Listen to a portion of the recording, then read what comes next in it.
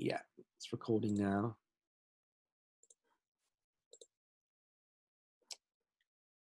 Okay, right. That's recording now. Okay, right, guys. Okay, so we talked about the benefits of gap filling. Now prediction. Okay.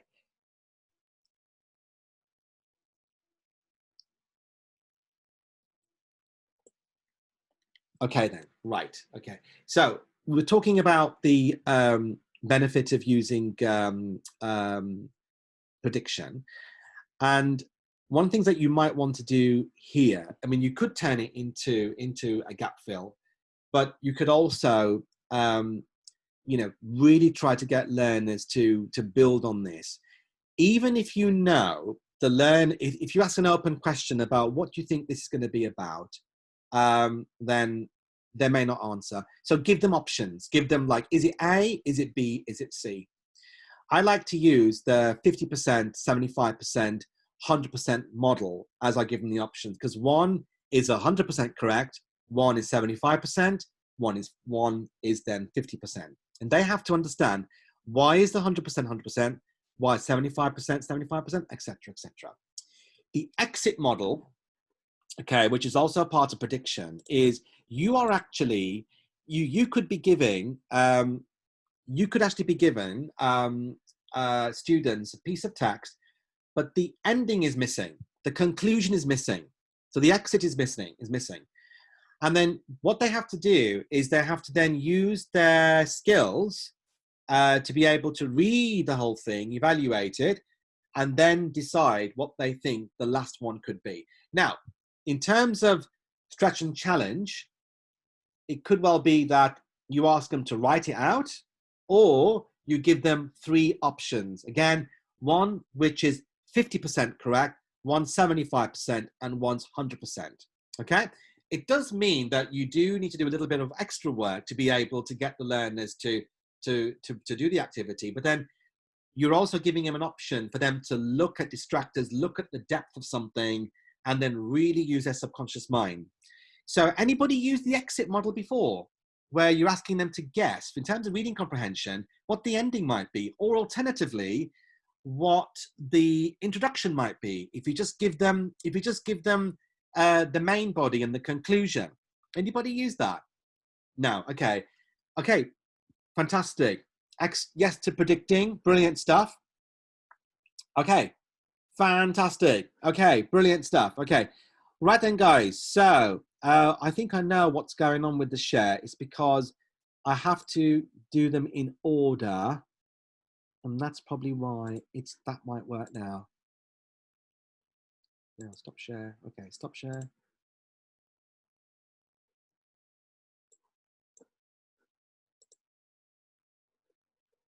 Text.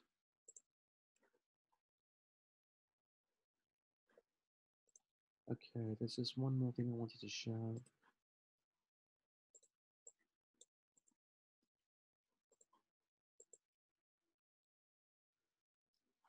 Okay, let me just, right.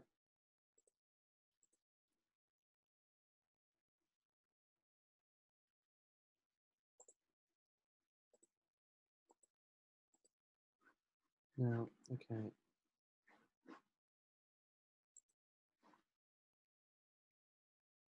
Now, okay, right, okay. Guys, sorry about that, because I wanted to show another, basically what I'm going to do is I'm going to, in my email, I'm going to just direct you to some additional sheets, which I think you'll find really useful. One was on simplifying text. I wanted to get that up, but it just didn't listen to me. So that's fine, because that can also be really, really helpful as well. Yeah, brilliant stuff. Okay, guys, right, it's 2 o'clock. So that brings us to the end of the whole training day. So this morning we did some work on phonics at entry level, and then we did some work on entry level. Are there any last minute questions before we go?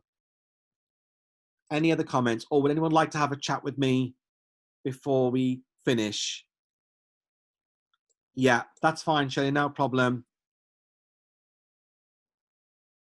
Okay, guys. All right. So I will be, thank you so much, guys, for your participation.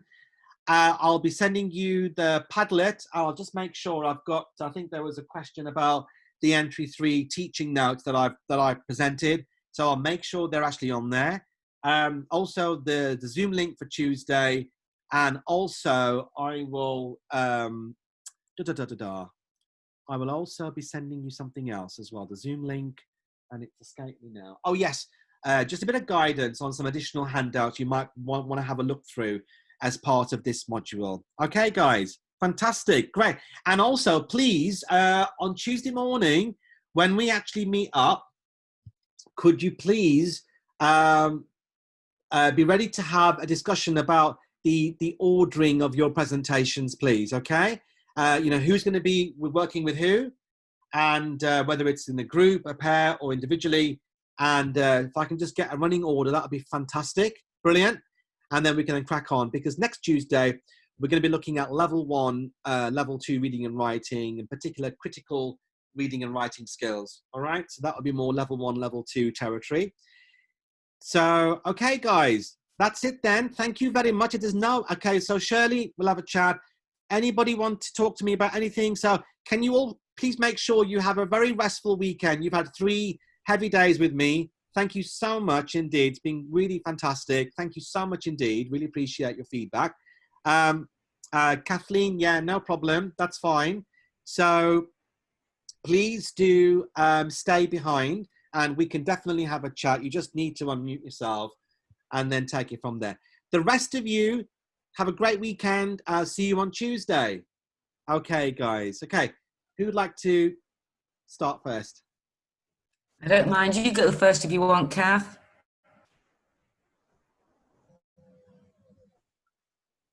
She gone? No problem, just my pleasure. Thank you, everybody. Thanks for the feedback. Thank you very much. Okay, anyone likes to, anybody? God, you must put some hours in, Sunil. Oh, sorry, my volume was down. Sorry. Oh, that's why you've not been hearing us. Yeah, sorry, my volume was down. Yeah, got it. Hello. I was just going to say, you must put some hours in, the amount of preparation you do. No, It's incredible. I just kind of, some of it I just know, I just do it. So it's part of my blood, probably. Been doing it for a while, so yeah. That's well, I think you're like me, and I mean, this is why I like your style of teaching, because I teach very much from the heart rather than from predicted stuff. Now, what I wanted to ask you, because there's only a couple of us here, I think now. Vicky doesn't teach functional skills. Yeah.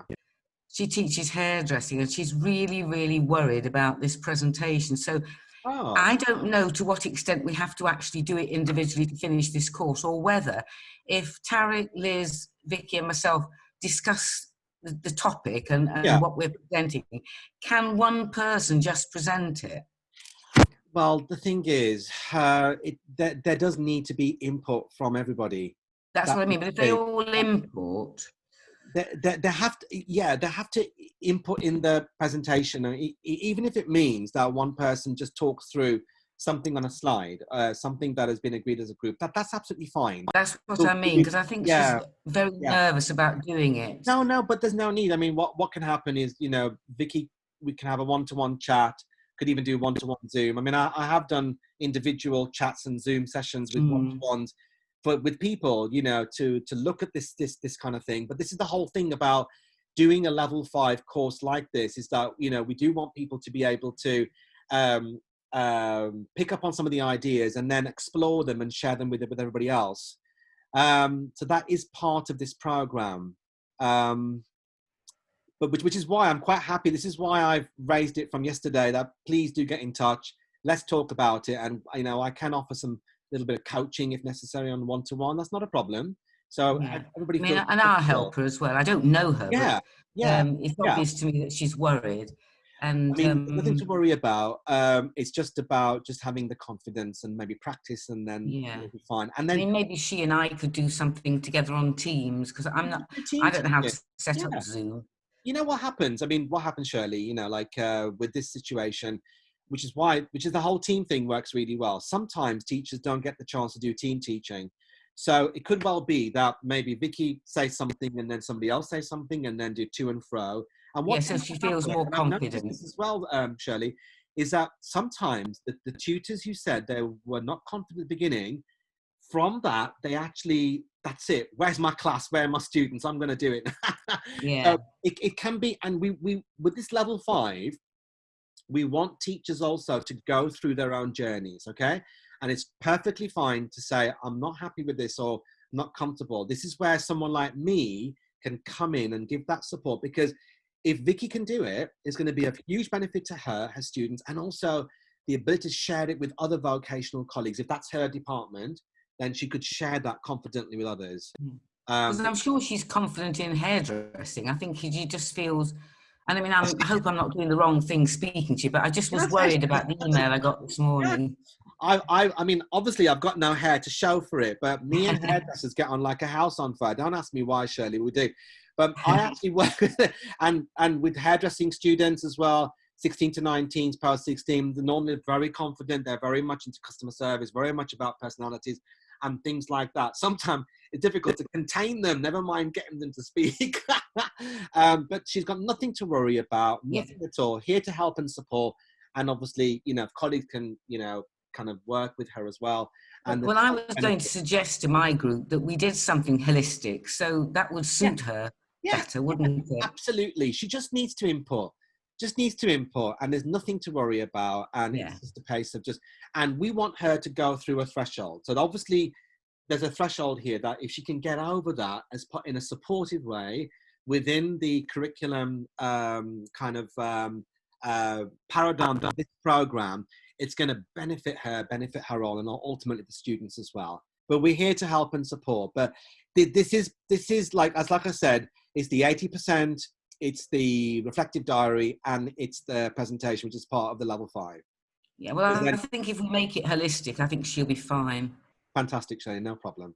Oh, thank you, Mother. Thanks, and thanks for understanding my other email. That's okay. Hey, don't worry, we're all human. Don't. Thanks, dear. Thanks I'm so sure much. we've never met for a face-to-face chat. We've got a lot to talk about, me and you, Shirley. Yeah, my new book. Please have a lovely weekend. Have a lovely weekend. Shirley. Thank you so much. For everything. Thank you. No problem. My pleasure. Thank you. Okay. Hello. Yes. Anybody want to talk next? Hi, it's Kathy. Hi, Kathy. Hello. Yeah. Paula and I are doing a presentation together. Brilliant. Okay. We don't know what we're doing yet. We haven't decided yet. The thing is, I don't teach functional skills at all. Okay. And what I had in mind until today was my part of the presentation was to do something about my experiences in school. But that's not what you want. So it's going to be difficult. No. Actually, right. Okay. What it is with these types of presentations, it's not so much about sharing information about another sector or anything. I mean, you can bring in, but if you bring in, I've got to tell you though, before you, can I just stop you there? I am 63 years old, so it was a different era. No, that's fine. That's absolutely fine. I fully, I fully understand what we're saying. But the point I'm trying to make is that it's not about information sharing, imparting information. It's about sharing with colleagues. This is what you do as a practitioner with these learners, with this skill set they need to improve. And what you could do is, if there are practices from your previous experience in school that you think really worked in terms of what would work with functional skills from your understanding, that would be brilliant. So it's all about that after each presentation or each group, that other practitioners can take away a nugget, a golden nugget, or lots of golden nuggets. That right, I'm going to do that. I'm going to use this. You know, like I've been chatting that, you know, I'm giving the ideas. So in a way, I'm doing a massive presentation in a way, in terms of how I'm doing this course, because then colleagues are then identifying with it. They're going to use it. It's triggered something else.